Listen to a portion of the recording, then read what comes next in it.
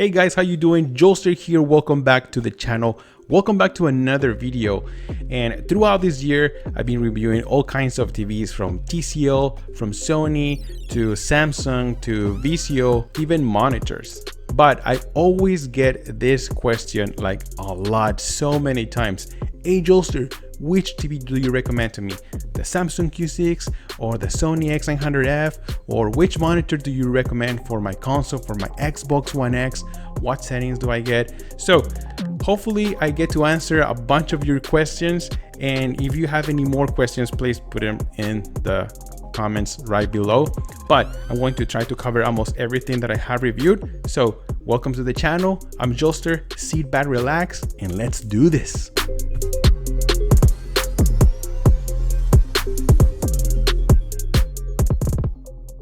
Alright, so if you're new to the channel, welcome. I hope you enjoyed this video. I review 4K TVs, monitors, soundbars. I do side-by-side comparisons with hands-on day-to-day experience.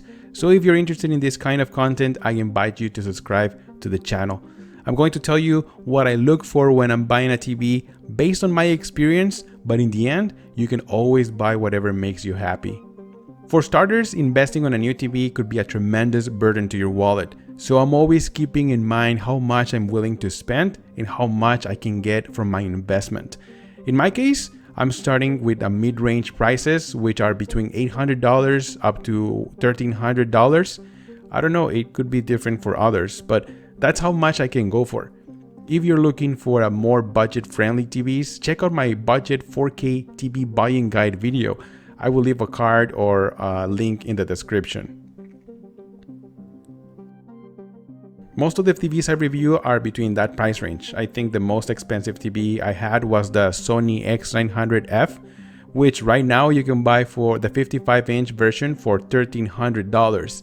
It's a full array TV with beautiful colors and amazing contrast and black levels. It's good for gaming with around 24 milliseconds of input lag, but it is best for movies. It supports HDR10 and Dolby Vision as well. Some people complain about having blooming issues, but I didn't have any of those problems. My only complaint was how slow the operating system was. Also, it only has 2 HDMI ports with 4K 60 and HDR support, and the remote was also very big with too many buttons for my taste. If $1,300 is out of your price range, then this Samsung Q6FN is another great choice. You can buy the 55-inch version for $1,000 and you get a beautiful display of colors and great contrast. Now keep in mind that this is an HD TV. You can get better black levels on a full array models like the Q8FN or the Q9FN, but you will be impressed how good black levels look on this TV. Movies look great with HDR, but you're also missing Dolby Vision. So if you care about having Dolby Vision, you should go for the Sony X900F. Another great option is the Vizio P-Series 2018 model. The first thing it comes to my mind when remembering this TV was how bright it was. Watching movies with HDR or Dolby Vision was amazing, with incredible highlights and colors that popped. This is a full array TV with local dimming, so contrast and black levels are top notch. I had no issues for gaming either, even though it has the highest input lag with 27 milliseconds.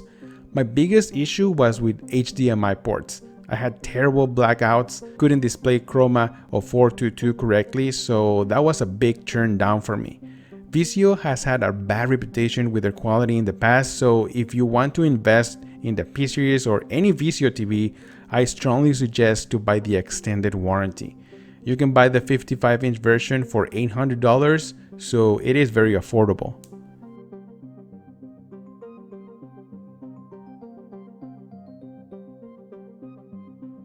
Another affordable and good gaming TV is the Samsung NU8000. The 55-inch version is selling for $850, while the 65-inch version sells for $1,200. This TV is very similar to the Q6FN. It also features a 120Hz panel and all the gaming features like FreeSync and Gain Motion Plus, but is missing Quantum Dot.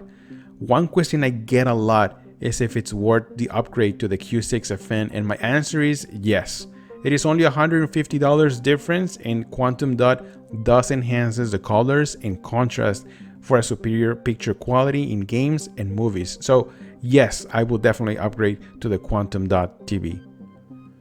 Another great TV that is very affordable and it has great picture quality is the TCL R6-Series. The 55-inch version sells for $600. Honestly, this is more of a budget TV, but for what you get out of this is worth every penny. It is a 60Hz panel with full array and local dimming. It supports HDR10 and Dolby Vision. It also has a bright display, so games and movies look great. It has around 18 milliseconds of input lag, so it is great for gaming as well. The build quality is solid, and with the aluminum frame, the TV looks and feels high-end. So if you're looking for an affordable 4K TV with mid-range features, the TCL R6 is a great choice. So another question I get a lot is, Joelster, which monitor do you recommend me for console gaming? Well, I have reviewed several monitors, mostly BenQ. I have tested 4K monitors, 1440p monitors, 1080p, VA panels, TN panels, IPS panels, from 27-inch display, 32-inch, even ultra-wide monitors, from 60Hz to 144Hz, including with FreeSync, FreeSync 2, and the first thing I can tell you when looking for a monitor with HDR is to get one with at least 400 nits of peak brightness. I know some of you guys are going to say, hey, 400 nits, it's fake HDR, and it has to be at least 1000 nits. Yes and no. So 1000 nits is when you're mastering HDR. If you're a developer or a professional photographer and need accurate colors and the best color space, yes. But if you're using this monitor for gaming pleasures or just surfing the web or even watching movies, trust me, 400 nits of peak brightness will do the job just fine. From the monitors I have worked with, two stand out: the LG UK650 and the BenQ EX3203R. So let's start with the LG UK650. This is a 4K HDR monitor that can reach up to 450 nits of peak brightness. With its IPS display, colors look beautiful. It also supports FreeSync for the Xbox One X and One S and AMD video cards. Even in SDR, colors remain vibrant. My biggest complaint was the blooming and low contrast. Blacks look more like dark gray, so you won't get that good black levels.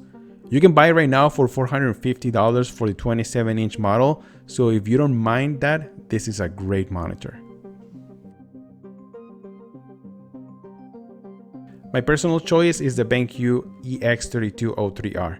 This is a 1440p monitor with 144Hz of refresh rate with a certified VESA 400 panel that can reach up to 430 nits of peak brightness. It also supports LFC or low frame rate compensation, which works with games that are lower than 30 FPS. Once you connect it to your console, either the Xbox One X or the PlayStation 4 Pro, they will accept it as a 4K 60 panel with HDR support, and trust me, it looks beautiful. Games run very smooth and HDR stands out with its bright and colorful display.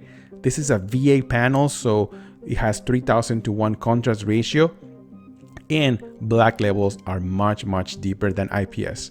It's not perfect. I have noticed some blooming in some scenes, but not as bad as the LG IPS monitor. This is a 32-inch curved display, which I think 32 inches is the sweet spot size for a monitor, and the curve does give you a more immersive experience since you are much closer than a TV. It is a little pricey. It sells for $700, so if you can't get a TV and need something smaller than 43 inches with HDR capabilities, this monitor is my best choice. Remember, if you're interested in buying one of these products, either a TV or the monitor, check out the links in the description where you can also find more information about them. Well, I hope I covered everything you needed to know in this video, but if not, make sure you check out my previous videos where I have full reviews of all the TVs and monitors I covered in this video. And if you like this kind of content, make sure you like and subscribe to the channel. It's free, and also you won't be missing any more upcoming videos from me. So that's it for me right now. Thank you so much guys for watching. I'm Jolster and I'll see you guys on the next one. Jolster out.